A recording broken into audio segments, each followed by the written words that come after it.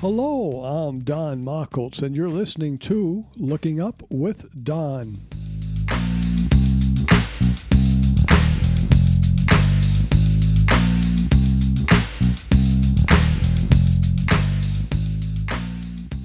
This is the Looking Up with Don podcast, episode number 92, for the week of October 6, 2021.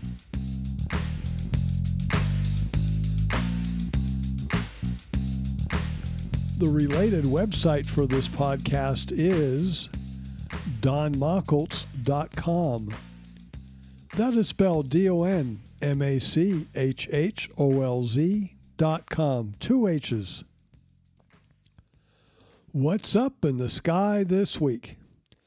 As our week begins on Wednesday, October 6th, the moon is new and not visible.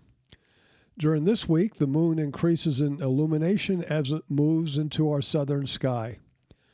First quarter moon is on Wednesday, October 13th. With the moon starting as new and moving to first quarter, this is a good week to take images of the moon each night as a terminator moves across the moon. The easiest is to take a cell phone photo through your telescope. More difficult, but well worth the time and effort, is to use a video with either your phone video camera or with an actual video camera. Put it on a tripod and point it through the telescope eyepiece. Leave the clock drive off and let the moon drift through the field of view. If you can't catch the whole moon in one field of view, start at the north part of the moon and let it drift through. Then recenter on a strip south of that and cover that, and so on. In 2 weeks, if you do this each night, you'll have a fabulous documentation of the lunar surface. On the evening of Friday, October 9th, the moon will pass a couple of degrees north of the planet Venus in the southwest evening sky. This is a good photo opportunity. No binoculars nor telescope is needed. Jupiter and Saturn shine brightly in our southeastern sky. Last week we discussed observing the moons of these planets. Concerning Jupiter, I had failed to mention that the moons of Jupiter cast shadows on the planet as they pass by. The shadows are black and fairly easy to see. Depending upon the sun's angle, the shadows may be visible while the moon is still not in front of the planet. Also note this: when the moons do pass in front of the planet, they are very difficult to see. We have a minor meteor shower this week. That is, it does not produce many meteors, perhaps 5 to 10 per hour. But it is in our evening sky and easily visible from the northern hemisphere. It is the Draconoids, and they peak between October 6th and 10th, with Friday, October 8th, expected to be the best date. The meteor shower radiant is near the star Vega in the evening sky, high in the northwest. Mars is at superior conjunction on October 8th, as it goes behind the sun as seen from the Earth. So, for 2 weeks, those spacecraft, both orbiters and rovers, will be out of contact with Earth. If there are Martians, this would be a good time for them to come out from behind the rocks and visit the rovers. The nicer ones might draw smiley faces on the camera lenses. The others might steal the wheels and leave the rovers up on blocks. We'll know in 2 weeks, when communication with Mars resumes, if Martians have visited our rovers. Will you be able to see the International Space Station this week, which for our purposes begins Wednesday, October 5th through Tuesday, October 12th? It depends upon where you are located. This week we have 5 zones. All you need to know is your latitude. Between 50 and 65 degrees, you will not see it at all this week. Between 20 and 50 degrees north, the International Space Station will be visible for at least the first few days of the week in your evening sky. From 20 degrees south to 20 degrees north, the equatorial zone, the ISS will be in your evening sky for at least part of the week, generally towards the end of the week in the evening sky. From 40 to 20 degrees south, the ISS will be in your morning sky for at least part of the week. South of 40 degrees south, the ISS will be in your morning sky for the whole week. To determine where it will be in your sky, go to the website heavens-above.com and enter your location, then click on ISS. There is an odd comet that was discovered in 1927 by Schwassmann-Wachmann in Germany. It has nearly a circular orbit around the Sun and hangs out as far away as Jupiter, about 5 times farther from the Sun than we are. Typically, it is about 16th or 17th magnitude, very faint. But this comet, also known as Comet 29P/Schwassmann-Wachmann 1, because the team did find 2 other comets later, this comet outbursts on occasion and becomes magnitude 12 or 13. About a week ago, it had 4 outbursts in a row and is presently the brightest it has been in decades, about magnitude 11. It will not remain that bright for long, but if you would like to observe it through a telescope, now would be a good time to see it. It is presently in the constellation Auriga in the northern hemisphere, and from the northern hemisphere it rises about 3 hours after sunset and is above the horizon for the rest of the night. A map showing its position is part of this podcast, Podcast 92, Map 4. It's also plotted on less detailed maps, number 1 and 2 of this podcast. You can also get the positions of this and other comets visible in our sky this week from the website heavens-above.com and click on Comets. On a couple of personal notes, I am a visual comet hunter, beginning a systematic comet hunting program on January 1st, 1975. As I say in my lectures on the subject, I've always been a student of comet hunting, and I'm continually looking for ways to improve my searching. This past week, I came up with a plan to make my searches more effective.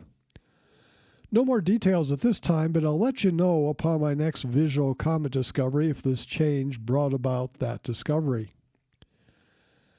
My birthday is October 7th. Every year on my birthday, I go out and look at the star Arcturus in the western sky. In fact, if I wait too long, it will set, as it does so about 2.5 hours after sunset. Not sure why I do this. It might go back to when I got my first telescope at the age of 13 in 1965. That was probably the first star that I looked at through my telescope. This was from my backyard in Concord, California. On that night, Arcturus was in the western sky, almost due west. There is a street light in the cul-de-sac to my west, about 50 yards from me. So it was below the star Arcturus. The moon, almost full, was then low in my southeastern sky, and from my location there was another street light in that direction. That street light was at the southeastern corner of our property and only about 30 yards away.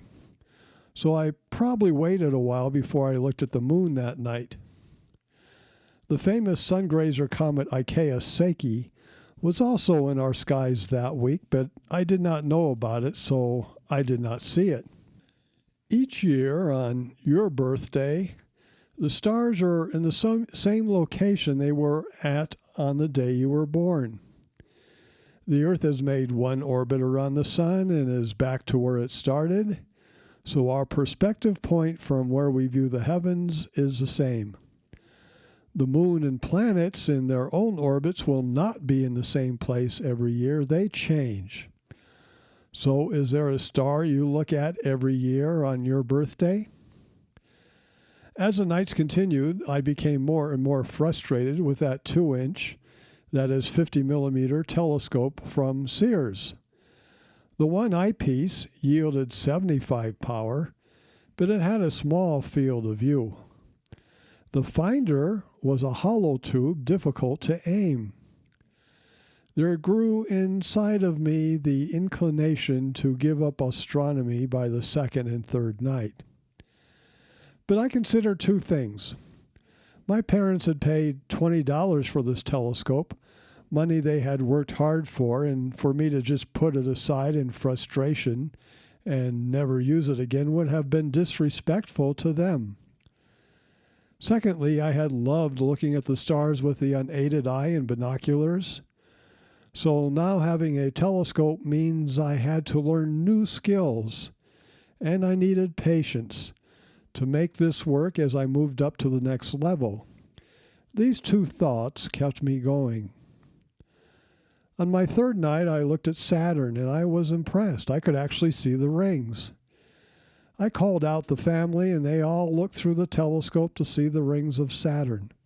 They were excited too.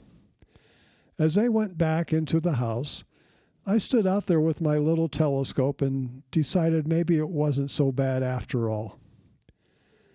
Imagine if we were seeing the rings of Saturn edge on at that time, which we do every 15 years.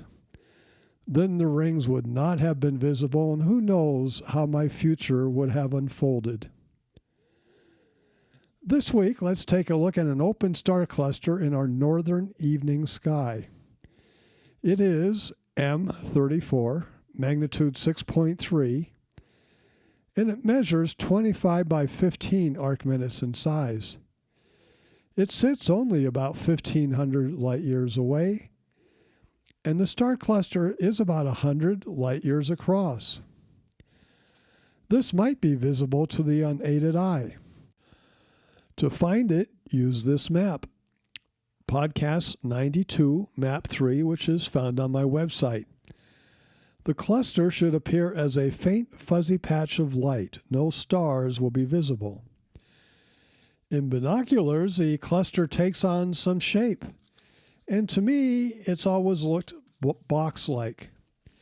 It contains about 100 stars, and it stands out well against the background. The lowest magnification and wide field of binoculars provide a great view of the cluster.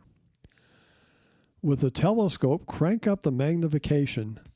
Look for the double stars near the center of the cluster. As for color, most of these stars are white. To recap the podcast, what's up this coming week? Meteor Shower, Friday, October 8th. Venus and the Moon together, October 9th. Start imaging the Moon this weekend. Look for Comet 29P Schwassmann-Wachmann. And go out and look at Open Star Cluster M34. You have been listening to the Looking Up with Don podcast episode number 92 for October 6, 2021. I'm Don Machholz. Once again, the related website for this podcast is donmachholz.com. That is spelled DONMACHHOLZ.com, 2 H's. You can contact me at dontheastronomer@gmail.com.